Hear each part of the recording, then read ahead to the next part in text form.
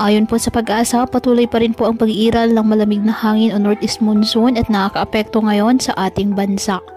Samantala, isang low pressure area ang nasa labas ng ating Philippine Area of Responsibility na kung saan ang trough o extension nito ay nagpapaulan na po silang bahagi ng ating bansa.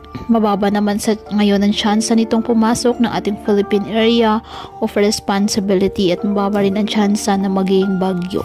Samantala, may gale warning na nakataas pa rin ngayon sa mga baybayin po ng northern and eastern coast of Camarines Sur, Catanduanes, the eastern coast of Albay, the northern and eastern coast of Sorsogon, Occidental Mindoro, Oriental Mindoro, Palawan, kasama na ang Calamian, Cuyo, Kalayaan at Cagayan Silio Islands, Dinagat Island, Surigao del Norte, kasama na ang Siargao at Bocas Grande Islands, Surigao del Sur, eastern coast of Davao Oriental at Zamboanga del Norte, na kung saan delikado pa rin ang pumalaot lalo na ang ating mga kababayang mangingisda at may maliliit na sasakyang pandagat.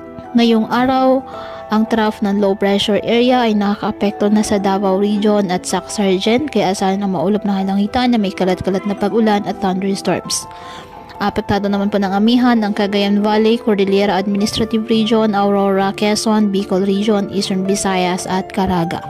Habang sa nalalabing bahagi ng bansa kasama na ang Metro Manila, bahagyang maulap hanggang sa maulap na halangitan with isolated light rains dahil pa rin po sa northeast monsoon o hanging amihan.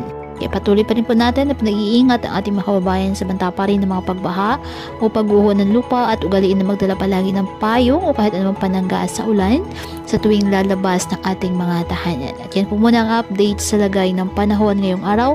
Muli patuloy po tayo na mag-ingat at palaging tandaan, God loves you. Stay safe and God bless.